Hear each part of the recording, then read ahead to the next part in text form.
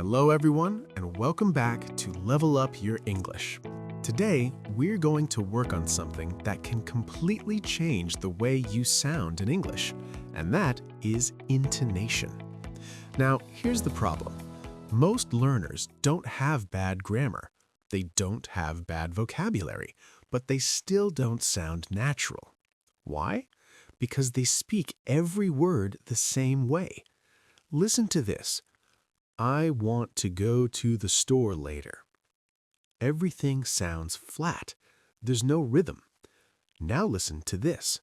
I want to go to the store later. Same sentence, same words, but a completely different feeling. This is what intonation does. It gives your speech rhythm. It makes your English sound alive. So today, I'm going to show you a few key ideas that native speakers use all the time. Not complicated rules, just patterns you can start using immediately. Let's start with the most important one. Not all words are equal. In English, some words carry meaning, and some words just support the sentence. Listen, I need to finish this today. Now listen again. I need to finish this today. Which words are stronger? Need, finish, today. These are the important words. And the small words? To, this. They are softer, faster, almost invisible. This is exactly why native speakers sound fast. It's not because they speak fast. It's because they don't stress every word. Now, let me show you something interesting. If you stress every word, you sound unnatural.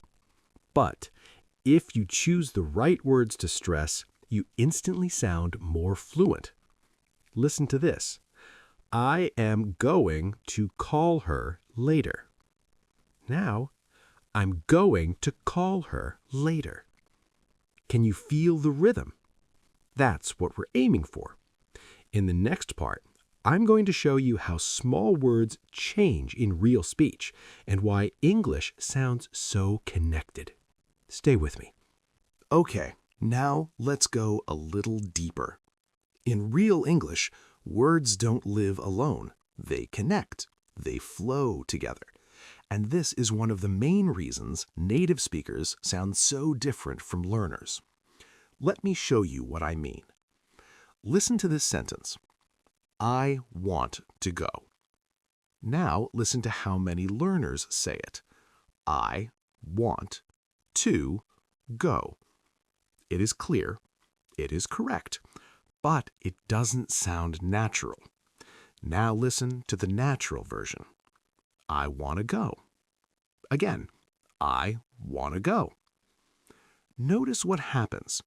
Want to becomes wanna. The words connect. The sentence becomes smoother. This happens all the time in spoken English. And if you don't notice it, real English can sound very fast. But once you understand it, everything becomes easier.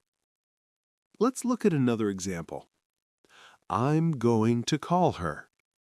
A learner might say, I am going to call her. Again, clear but unnatural. Now listen to the natural version. I'm going to call her. Again, I'm going to call her. Going to becomes gonna. Very common, very natural, and very important if you want to sound more fluent. Now, a quick note. In formal writing, we still write going to, want to. But in real speech, people often say gonna, wanna. So the goal is not to change your grammar. The goal is to understand how real spoken English sounds. Let's keep going.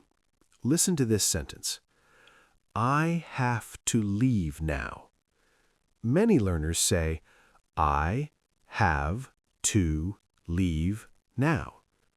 Now listen to the natural version. I have to leave now.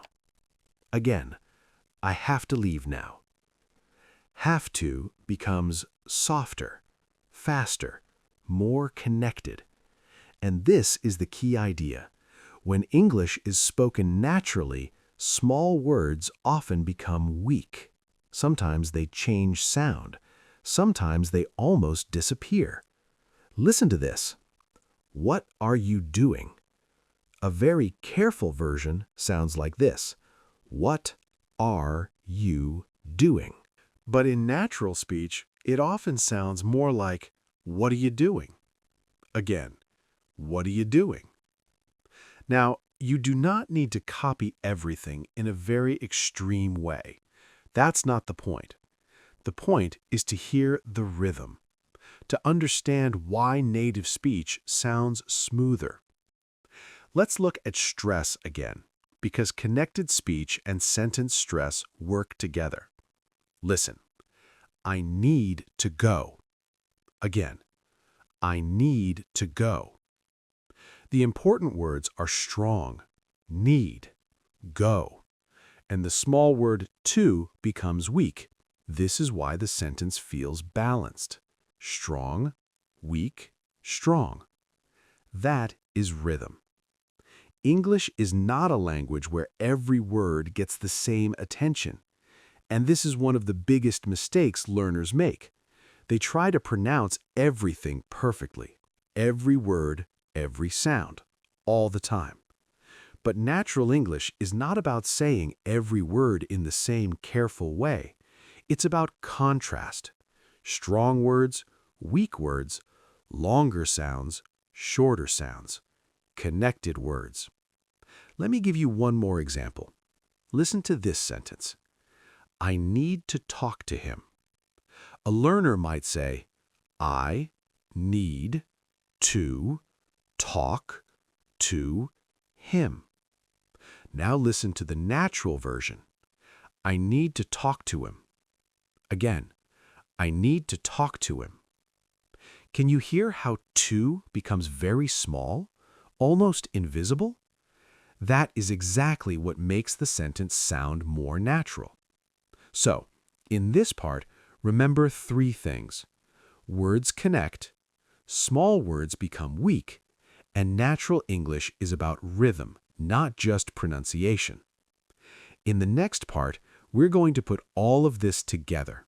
We'll compare robotic English with natural English, and I'll show you how to start using these patterns yourself. Keep going. Okay, now let's put everything together. So far, we've looked at three big ideas. First, not all words are equally important. Second, small words often become weak.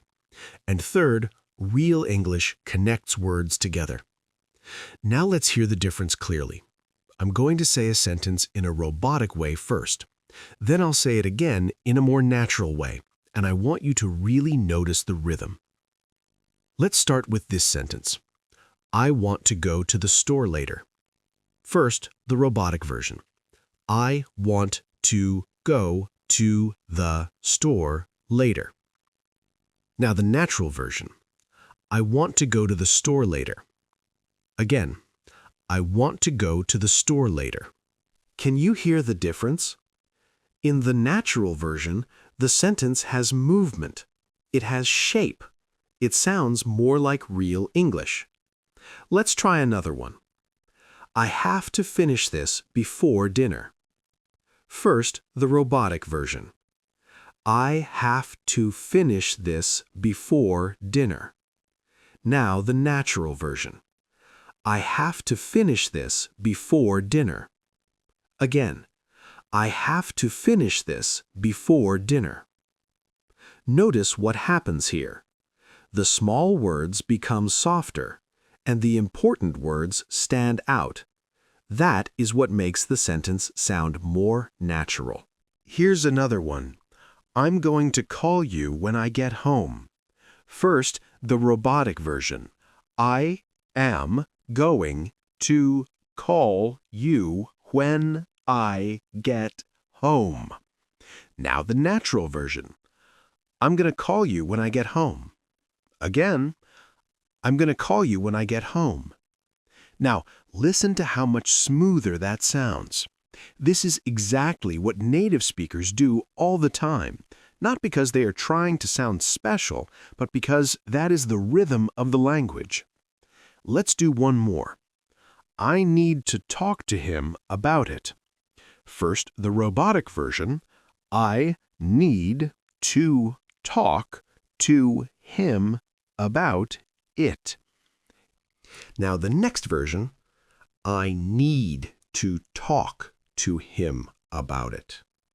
Again, I need to talk to him about it. Very good. Now, here's the most important thing I want you to remember. You do not need to sound perfect.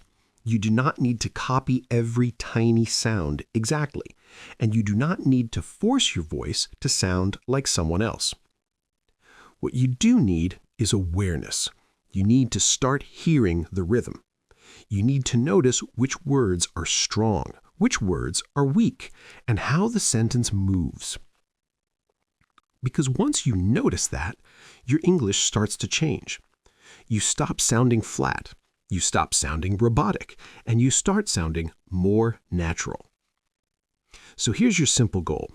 The next time you listen to English, don't just listen for vocabulary. Listen for rhythm.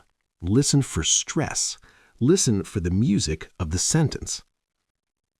That is where natural English lives, not only in the words, but in the way the words move together. If you enjoyed this lesson, don't forget to subscribe to Level Up Your English. We'll help you understand real English, speak more naturally, and improve step by step. Keep listening, keep practicing, and keep leveling up your English. See you in the next video.